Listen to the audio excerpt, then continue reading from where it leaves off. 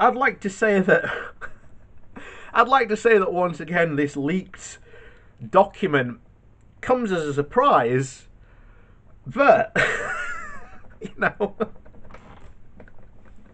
um, we have a government who seems to be thinking that somehow everything will just continue as normal. We've had 4 years to prepare for some sort of Brexit because we still don't know what type of Brexit we are going to get at this point. As bizarrely as it sounds, even though Brexit, where we are, September now, so what, September, October, November, December, 4 months. You know, you'd have thought these plans and all this, very important stuff would have been ready months ago. But, when you've got an incompetent government, this planning just goes out the window, and, the civil servants are just going to be the ones to get the blame. I'm sure we'll probably see some top civil servant who was, the poor sod who got put in charge of trying to do this in literally less than a year. Where, all I can say is good on the person for leaking this, because again, this is the type of stuff, we need more of. And of course, this comes from the Independent. And so, as I said to the beginning, a headline surprising no one at this point. No one. If you are following Brexit still, this headline should not surprise you. At this point, when I first saw this headline, I was like, oh, fantastic. That was my response. Oh, but anyway, this comes from the Independent, and it's Brexit. Border trade plans for the 1st of January are unmanageable. Leaked government document admits. Unmanageable. Anyway, we'll get into it. So, attempts to get the UK's border ready for trade after Brexit is contingent on the 1st of January are unmanageable, according to a leaked government document. The memo warns of critical gaps in new IT systems and asks hauliers and other industry groups for help to avoid chaos when the Brexit transition period expires in just 4 months' time.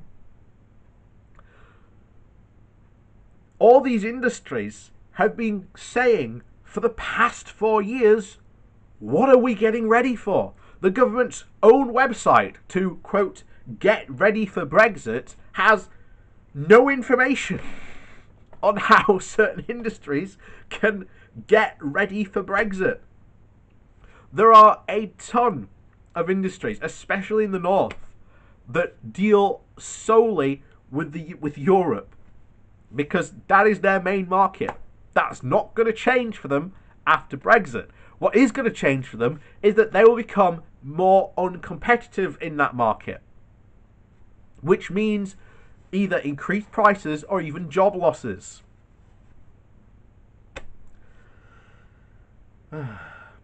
Anyway, it continues. So it was circulated by the Cabinet Office, and it lists 13 key risks being flagged to ministers, according to the Bloomberg, which obtained it, including a lack of backup planning and inadequate time to prepare. The crisis looms regardless of whether the UK avoids crashing out without a trade deal, because even an agreement will end the current free flow of goods within the EU.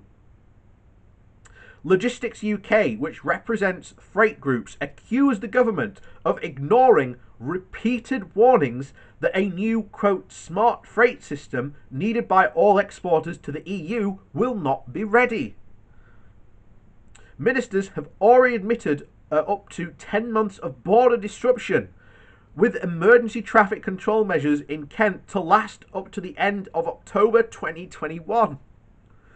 The leaked document, penned by an official in the Border Patrol Delivery Group, has laid bare the problems ahead when the UK leaves the single market and customs union.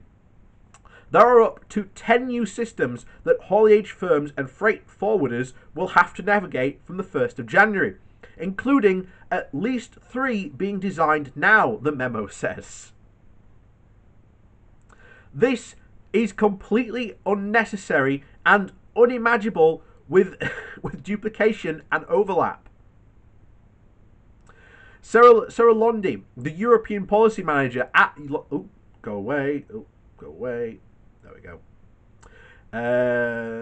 There we are. So, the European policy manager at Logistics UK said, "We are concerned that mass user testing of the software will not be possible until October or maybe even November.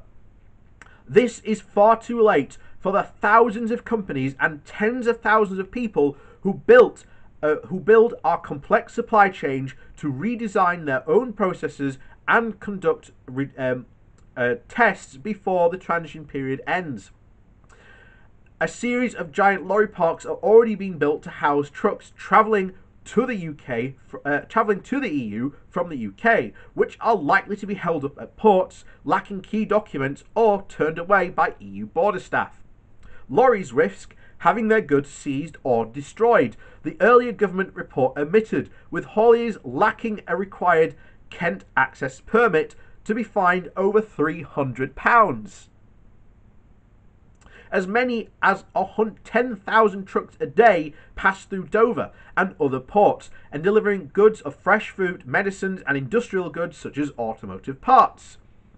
And about 4/5 of food reaching the UK supermarket imports comes from the EU, according to the British Retail Consortium. The government spokesperson did not dispute the existence of the document, but pointed to the 700 million being spent on infrastructure and technology at the border.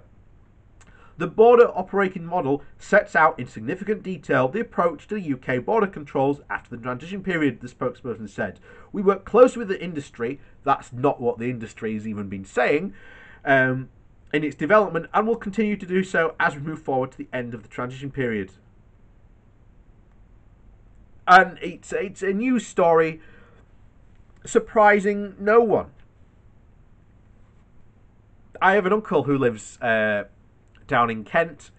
We will probably, I don't know, we went to see him last Christmas. We might go this Christmas now, so who knows? I could have a front row seat, depending on how long we stay, to the coming chaos, because I'm sure it will be fun.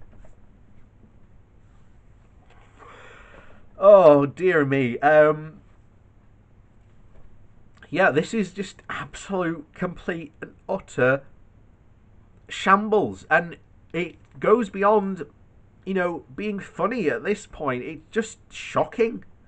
Shocking that, ministers have had all this time to prepare and get something sorted, and yet it's barely even done. It's not even started. There's another story that was covering that a recent one of these, quote, new technologies had literally only just gone out to tender. So it's not even an idea yet. It's just the government saying, we need this. Can anyone do it? That's where it's at. And that's even more terrifying. Because, I keep on saying we've got an incompetent government, but we've just got a government that's run by current, probably, and pushed along by hardcore Brexiteers who have no idea about what is about to happen, no idea about how the EU works, no idea how the customs union works, no idea how the single market works, and no idea how many of our logistical imports are necessary to even operate in the EU. We have been in negotiations, and even Michel Barnier has said, we don't know what regulations you're going to put on these types of stuff. So it's not just stuff going to the EU, it's stuff from the EU coming to the UK as well that is also going to face problems. But,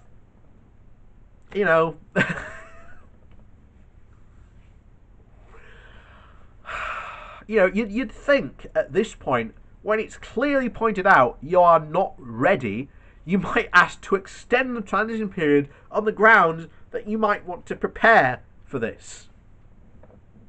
You know, just... But of course, at this point, once again, we don't even know what type of Brexit we're really going to get.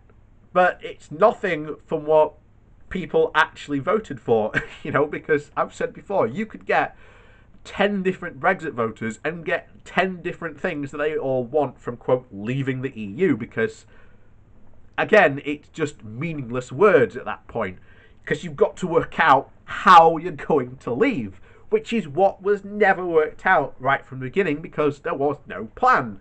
But, you know, there you go. So, as always, thank you for watching. Please do hit that like button and share this video around. It helps out the channel massively. If you would like to support the channel in another way, there are links down below to a Patreon page, as well as a one-off donation link.